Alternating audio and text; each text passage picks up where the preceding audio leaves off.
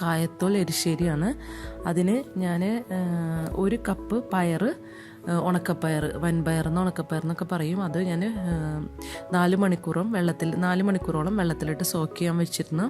അത് നന്നായി കഴുകി വൃത്തിയാക്കിയിട്ടാണ് സോക്ക് ചെയ്യാൻ വെച്ചിട്ടുണ്ടായിരുന്നത്. അത് ഞാൻ ആദ്യം കുക്കറിലിട്ട് വേവിച്ചെടുക്കുകയാണ് ചെയ്യുന്നത്. അതിലിപ്പോൾ ഞാൻ ഉപ്പും മഞ്ഞളൊന്നും ചേർക്കുന്നില്ല. ഇത് കുക്കറിലിട്ടിട്ട് കുറച്ച് വേവാനുള്ള ആവശ്യത്തിനുള്ള വെള്ളം ഒഴിച്ച് വേവിച്ചെടുക്കാം. നമുക്ക് കുക്കറിലേക്ക് ഈ പയറിട്ട്, ഈ പയറിനേക്കാളും കുറച്ച് മുകളിലായിട്ട് നമുക്ക് വെള്ളം ഒഴിച്ചു കൊടുത്തൊന്ന് വേവിക്കാം. അത് ഞാൻ 4 മണിക്കൂറോളം ഇട്ട് വെച്ചാൽ ഒരു 3 വിസിലടിച്ചിട്ടാണ് അത് വേവിക്കുന്നത്.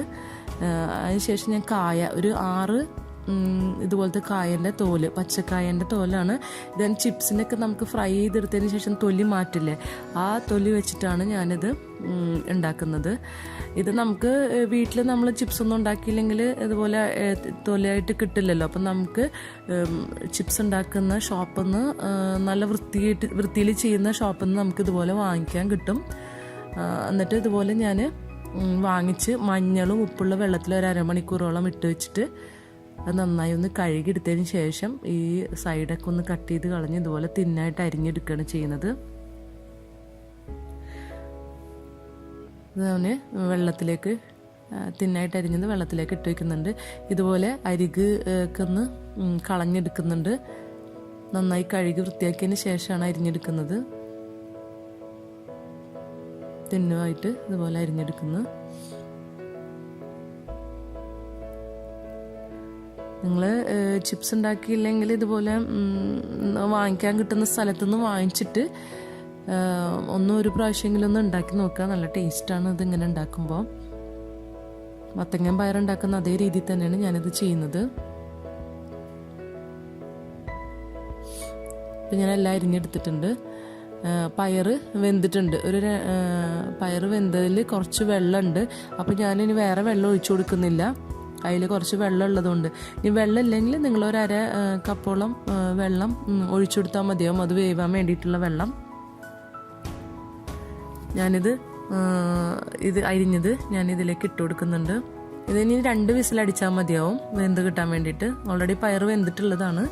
ഇനി കായൻ്റെ തൊലി വേവാൻ വേണ്ടി 2 വിസിലടിച്ചാൽ മതി. അപ്പോൾ 1/2 ടീസ്പൂൺ മഞ്ഞൾപ്പൊടിയും 1/4 ടീസ്പൂൺ മുളക് പൊടിയും ആവശ്യത്തിനുള്ള ഉപ്പിട്ട് നന്നായി ഒന്ന് മിക്സ് ചെയ്ത് കൊടുക്കുക. വെള്ളം ഇല്ലെങ്കിൽ നിങ്ങൾ വെള്ളം ഒഴിച്ചു കൊടുക്കണം. ഇത് ചതച്ചെടുക്കാൻ വേണ്ടിയിട്ടാണ്.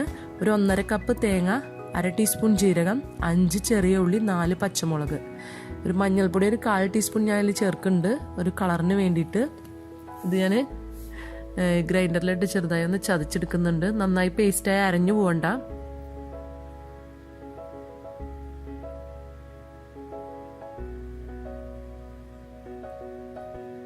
അത് ഞാൻ ഈ വെന്ത് ഇതിലേക്ക് ഞാനത് ചേർത്തിട്ടുണ്ട്.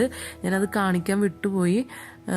അപ്പോൾ അതിലേക്ക് ഞാൻ ഈ ചതച്ച് വെച്ച് ഞാൻ ഈ കുക്കറിലേക്ക് മിക്സ് ചെയ്ത് കൊടുത്തിട്ടുണ്ട്. നന്നായി ഒന്ന് ഇളക്കി നമുക്കൊന്ന് ചൂടാക്കിയെടുക്കാം. ഇപ്പോൾ ഒന്ന് ചൂടായി വന്നിട്ടുണ്ട്. അധികം ഇട്ട് തിളപ്പിക്കണ്ട, ചെറുതായി ഒന്ന് ചൂടായാൽ മതിയാവും. ഇനി കടുക് പൊട്ടിക്കാൻ വേണ്ടിയിട്ടാണ്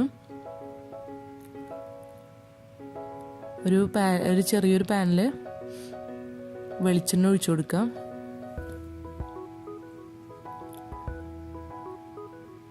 വെളിച്ചെണ്ണ ഒഴിച്ചിട്ട് കടുക് 1 ടീസ്പൂൺ ഇട്ട് ഒന്ന് പൊട്ടി വരുമ്പോൾ അതിലേക്ക് ഉണക്കമുളകും വേപ്പിലിട്ട് മൂപ്പിച്ചിട്ട് നമുക്ക് ഈ കറിയിലേക്ക് ഒഴിച്ചു കൊടുക്കാം. അപ്പോൾ ചൂടാക്കി വെച്ച പയർ കായത്തോലിലേക്ക് വേവിച്ച് വെച്ചതിലേക്ക് നമ്മളിത് ഇട്ടിട്ട് നന്നായി ഒന്ന് മിക്സ് ചെയ്ത് കൊടുക്കുക. ഇപ്പം നമ്മുടെ വൻപയർ കായത്തോൽ എരിശ്ശേരി റെഡി ആയിട്ടുണ്ട്. നല്ല ടേസ്റ്റാണ് ഇതിങ്ങനെ ഉണ്ടാക്കി കഴിക്കാൻ. എപ്പോഴെങ്കിലൊക്കെ നിങ്ങളൊന്ന് ഇതുപോലെ കിട്ടുമ്പോൾ നിങ്ങൾ ഉണ്ടാക്കി നോക്കണം, ട്രൈ ചെയ്ത് നോക്കണം. എല്ലാവരും ട്രൈ ചെയ്ത് നോക്കുമെന്ന് വിചാരിക്കുന്നു. എൻ്റെ വീഡിയോ ഇഷ്ടമായെങ്കിൽ ലൈക്ക് ചെയ്യുക, ഷെയർ ചെയ്യുക, കമൻറ്റ് ചെയ്യുക. Thank you.